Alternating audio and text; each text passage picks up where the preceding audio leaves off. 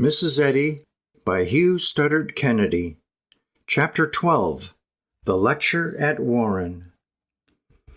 Mary Patterson was a born teacher. To be a successful teacher, it is necessary to love teaching. And Mary all her life had loved teaching. Her discursive talking, which Albert recalls so interestedly in one of his letters, her little school at Sanbutton, her writings regarding slavery and other political issues, and now her eager advocacy of Quimby's teaching, or her own interpretation of it, all reveal that urge to teach, which later on was to be put to such tremendous purpose. When she first conceived the idea of teaching and healing along the lines laid down by Quimby, it is impossible to say, but it seems reasonable to suppose, that her failure to make a permanent home for her husband turned her thought definitely in this direction. She was almost tragically in need of an objective in life, and this course seemed to offer her one. Be that as it may, the early winter found her back again in Portland, studying eagerly.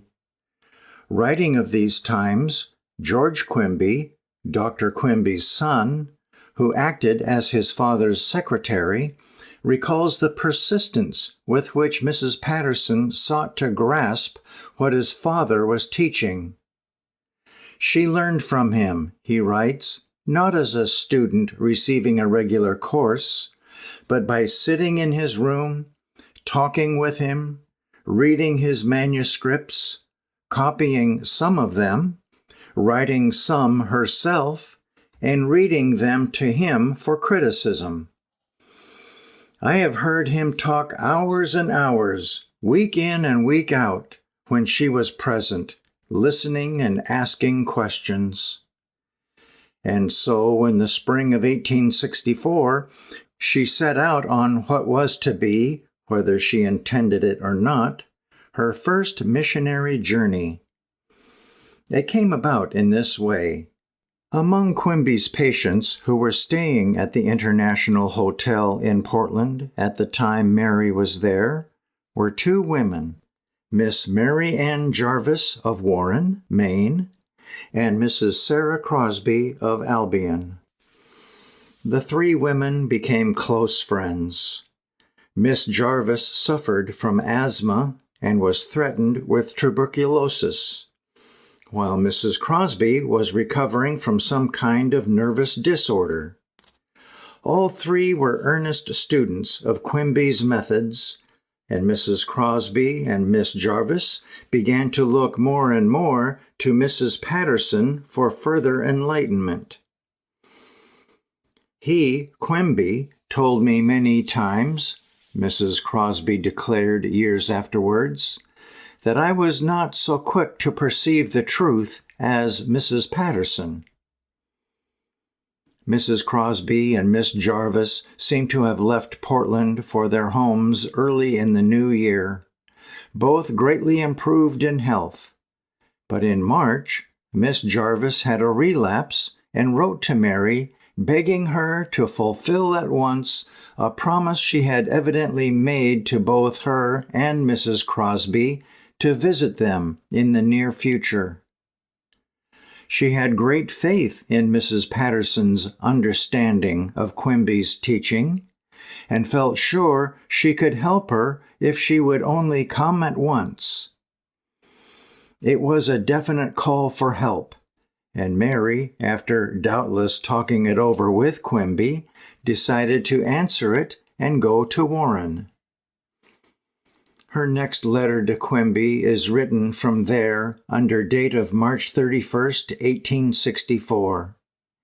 It opens in a happy, engaging way, telling of her arrival at Warren after a hectic trip involving an all-night stopover. Next morning at 10 o'clock, got into a villainous old vehicle, and felt a sensation of being in a hen coop on the top of a churn dash for 6 hours. When the symptoms began to subside, and so did the old cart. And then she goes on to tell of her friend, how warm was her welcome, and how anxiously she had been awaited, her hostess having expected her a day or two before. But she has good news.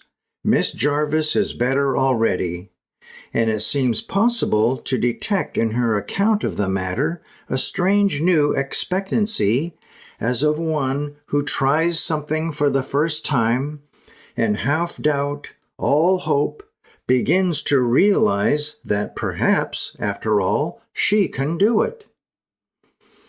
After telling Quimby that the Saturday before Miss Jarvis had had a paroxysm of what she said difficulty of breathing on account of the easterly wind, she continues, I sat down by her, took her hands, and explained in my poor way what it was, instead of what it was not, as she had understood it.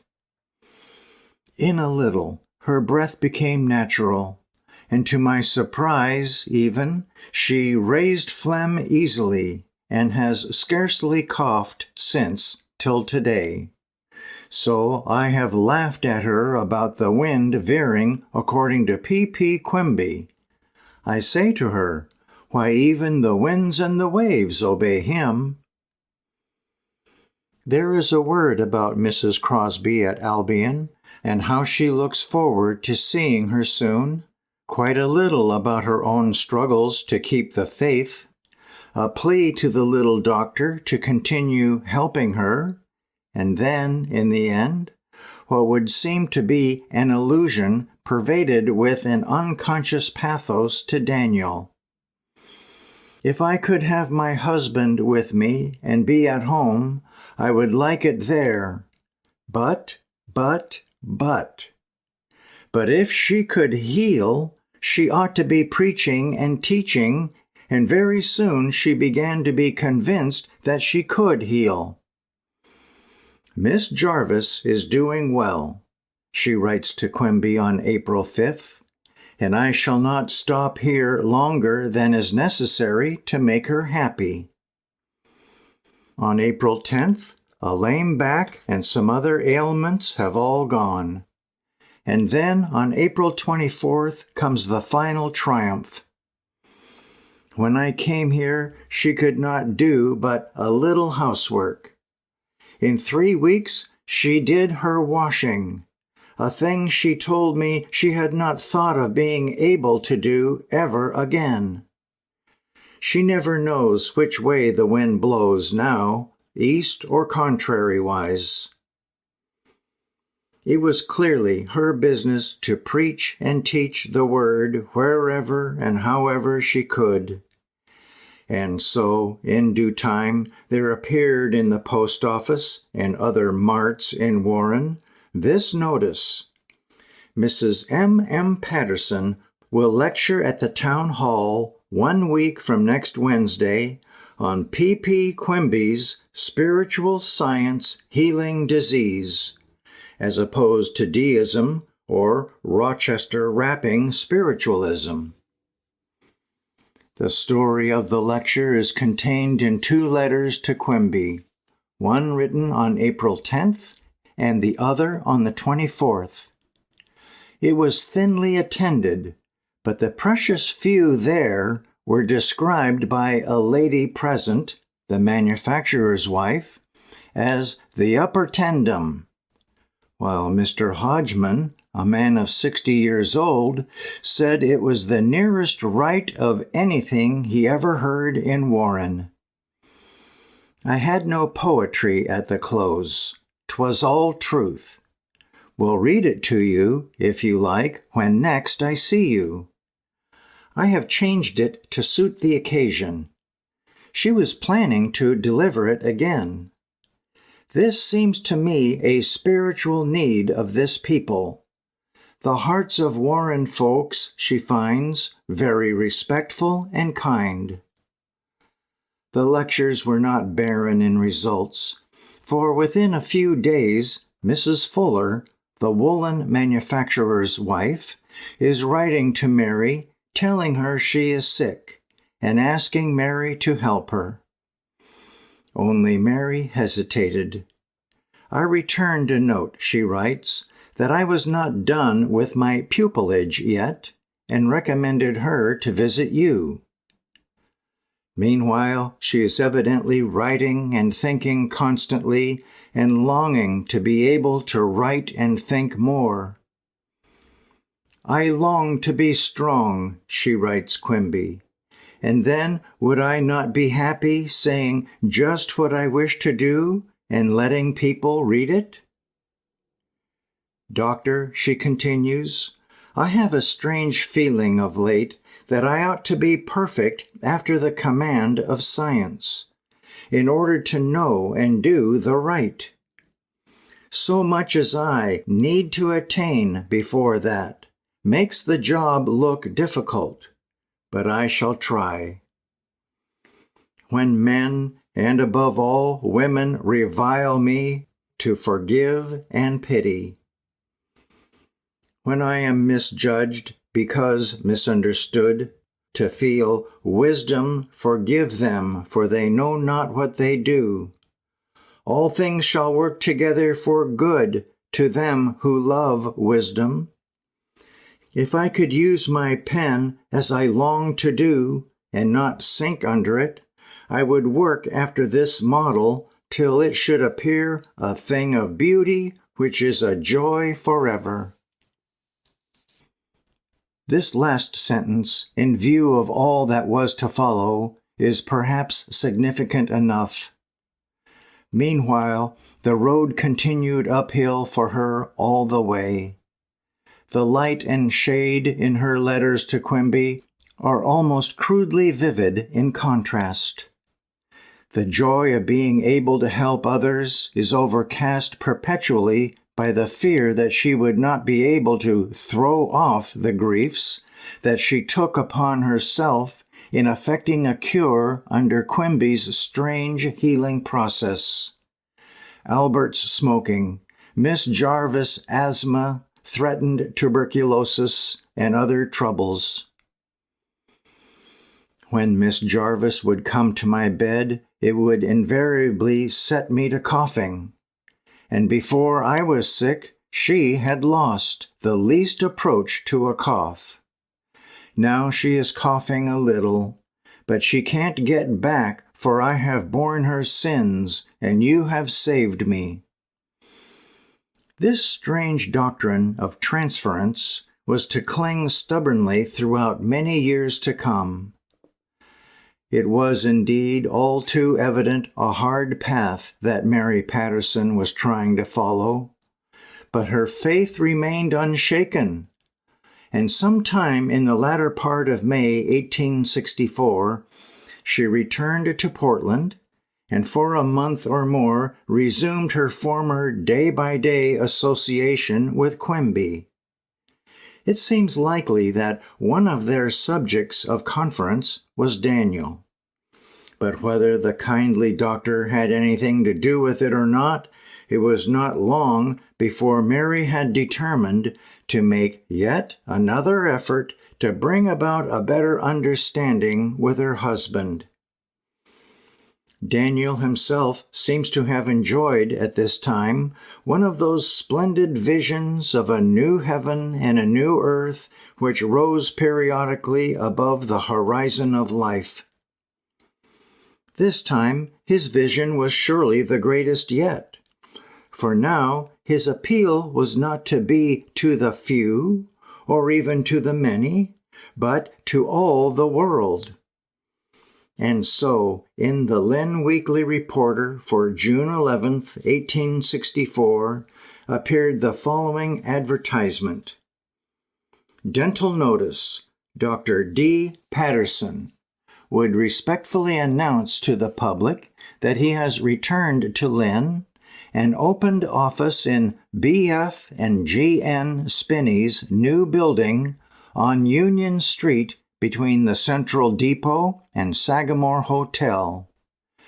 where he will be happy to meet the friends and patrons secured last year while in the office of Doctors Davis and Troe, and now he hopes to secure the patronage of all the rest of mankind by the exhibition of that skill which close study and many years of first-class and widely extended practice enable him to bring to the aid of the suffering. He is aware that he has to compete with able practitioners, but yet offers his services fearlessly, knowing that competition is the real stimulus to success, and trusting in his ability to please all who need teeth filled, extracted, or new sets. He was the first to introduce laughing gas in Lynn for dental purposes, and has had excellent success with it. Terms lower than anywhere else for the same quality of work. It was all, no doubt, a part of a mutual effort of the two to live together again. Mary must have read the advertisement with some misgivings, but she evidently determined to make the attempt, and early in July returned to Lynn. It was all to no purpose, however. Daniel's periodic reformations were of briefer duration as the years passed, and Mary had hardly settled in their new home before she realized that her husband was just as he had always been, only worse. Previously, his obvious contrition for his failings had won from Mary forgiveness, again and again. But now he did not bother to be contrite. The bad boy had become a rather down-at-heel Don Juan, and each time it took a larger dose of ill-doing to find a reaction in repentance. He was no longer an itinerant dentist, but he went away just the same for days and weeks at a time. Mary stood it as long as she could, but at last, when proof was brought to her of a particularly sordid intrigue on the part of the doctor with one of her friends, proof in the form of letters written by him, still preserved, which are unprintable in the warmth of their expression, she packed up her few things and once more sought refuge with Sarah Crosby in Albion, Maine. That Mary did not drive him to infidelity is shown by an affidavit in 1902 by his boarding housekeeper, R.D. Roncesvalles of Littleton, quoting him as saying, "He could have had as pleasant and happy a home as anyone could want, if he had only done as he ought by Mary." Many years afterwards, Mrs. Crosby recalled how Mary arrived at her home in Albion, a small farmhouse on the outskirts of the town, almost destitute, without money or proper clothing, her only assets being her indomitable will and active mind.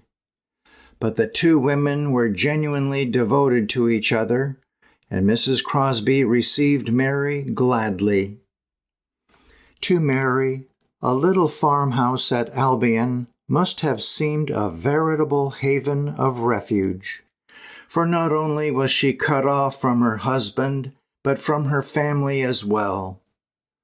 There is very little information on the point, but it would seem clear that Mary's devotion to Quimby and his teaching had by this time, the fall of 1864, led to a complete breach between her and Abigail.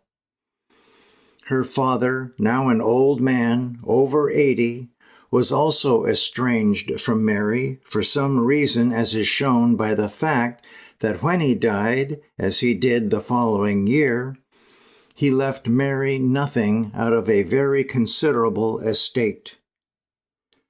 The cause of Abigail's estrangement was, of course, Quimby.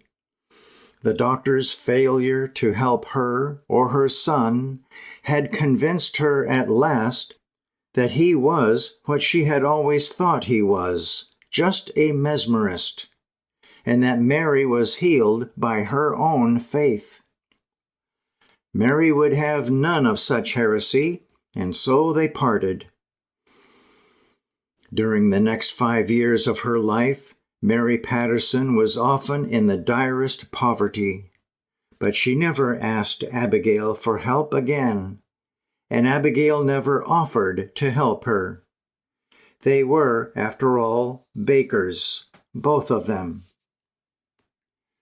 Mary remained with Sarah Crosby at Albion for several months, and it was during her stay there that an incident or series of incidents occurred, apparently so alien to the general trend of Mary Patterson's thought about this time as to be quite baffling until explanation is sought quite outside the realm of any philosophic unfoldment. As has been seen, spiritualism at this period was one of the great subjects of talk and experiment throughout New England. The spirit circles of the 50s were still in eager existence, and the very fact that it demanded no equipment for its practice made it specially popular and available in out-of-the-way places and amidst out-of-the-way people. Mary Patterson at times was vigorous in her repudiation of spiritualism in any form. She made its denunciation the central point in her lectures at Warren, and in many of her letters to the papers on the teachings of Quimby, she is careful to point out that spiritualism has nothing in common with Quimby's doctrine. And yet one day, as she and Sarah were sitting together in the parlor of the little farm at Albion, a strange thing happened. They had been talking, as they often did by the hour, about Quimby's teaching and about spiritualism, in which Mrs. Crosby was more than a little inclined to believe, when suddenly Mary stopped talking. She leaned backward and began speaking in a low, sepulchral voice.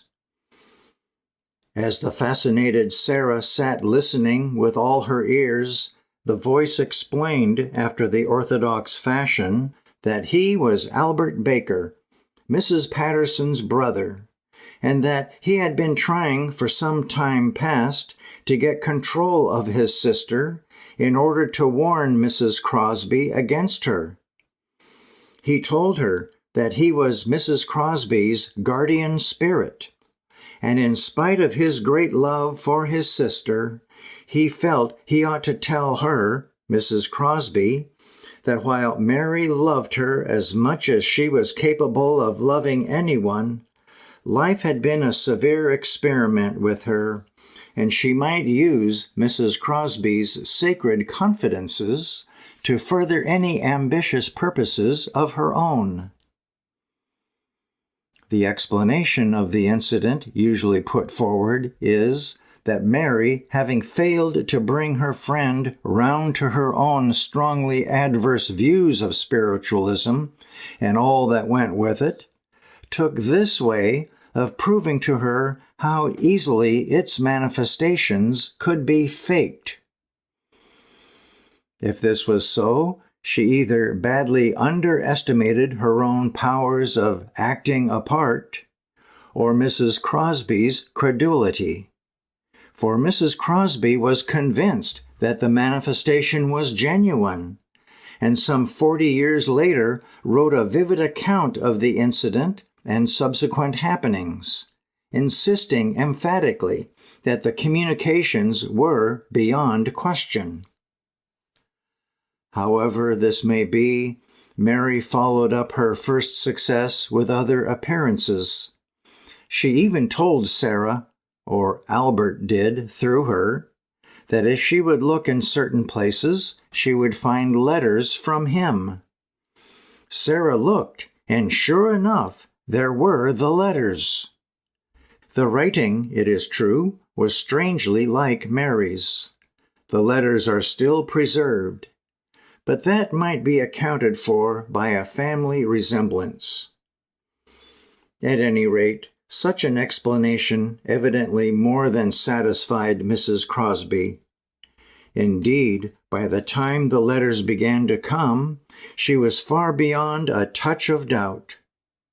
In her story, years afterwards, she declared that she believed implicitly in Albert's care and guardianship over her, that she derived constant strength and comfort from it, and that this spirit friendship was one of the most real she had ever known.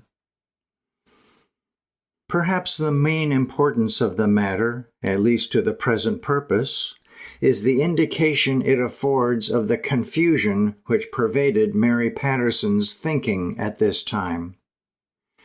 In many ways, the next 2 years, the 2 years that immediately preceded the incident which was to change her whole life, are the most difficult of all to appraise.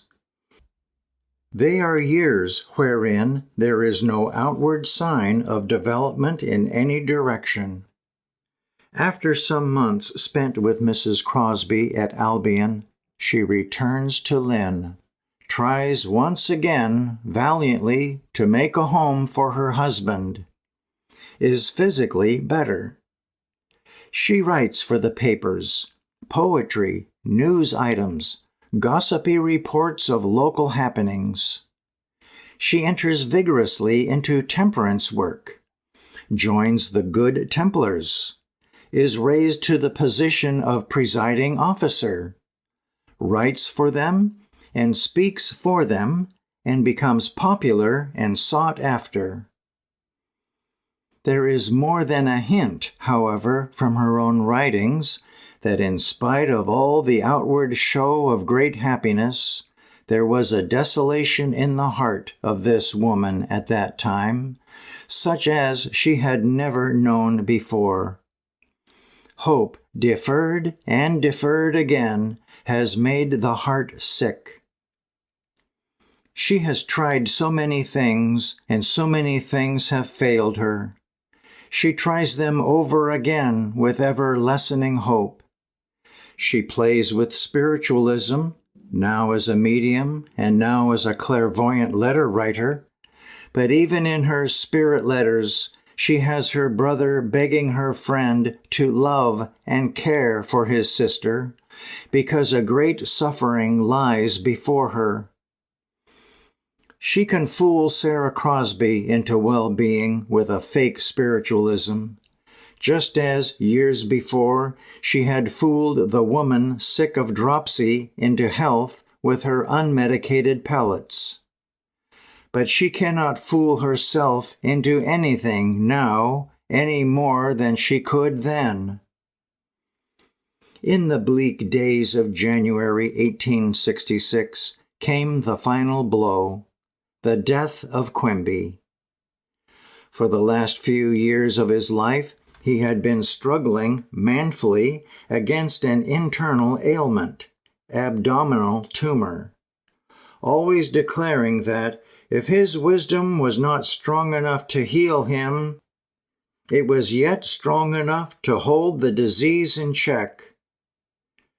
But he gave himself ungrudgingly to his work, too ungrudgingly, and at last his wife and children, who had never shared his views, seeing him failing every day, prevailed upon him to give up and take a much-needed rest.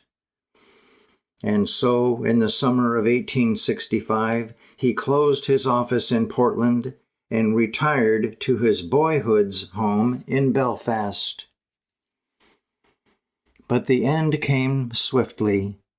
He failed a little each day, and at last acknowledged that the task was beyond him. When his wife begged him to have a doctor, he consented, did everything the doctor told him to do, but only, as he put it, because he hoped thereby to comfort his family. He never thought that the doctor could help him, but calmly waited for the end. "I do not dread the change," he said to his son George, who was at his bedside during his last hours, "any more than if I were going on a trip to Philadelphia." He died on the morning of January 16th, 1866. A few days later, there appeared in the Lynn Advertiser a little poem written by Mary Patterson on the death of P. Quimby, who healed with the truth that Christ taught. It is not great poetry, but the sincerity of its sorrow brings it almost within the light of the golden circle. Can we forget the power that gave us life? Shall we forget the wisdom of its way? Then ask me not amid this mortal strife, this keenest pang of animated clay, to mourn him less. And so her friend was gone. His kindness and humanity, which she was to remember and acknowledge all her life, Mary Patterson could enjoy no longer. His influence and power and omnipresence had passed from her life. In her book, Retrospection and Introspection, Mrs. Eddy raises the curtain for a moment on the bitterness of these years. "The trend of human life," she writes, "was too eventful to leave me undisturbed in the illusion that this so-called life could be a real and abiding rest. All things earthly must ultimately yield to the irony of fate, or else be merged into the one infinite love." And then she goes on to tell how that as these lessons became clearer, they grew sterner. How that, up to then, the clouds that surrounded her had always seemed to have a silver lining, but that now they were not even fringed with light. The world was dark. The oncoming hours were indicated by no floral dial. The senses could not prophesy a sunrise or starlight. So it was, she says, when the moment arrived of the heart's bridal to more spiritual existence. And then, looking back on it all through the perspective of the years, she could add simply, "When the door opened, I was waiting and watching, and lo, the bridegroom came."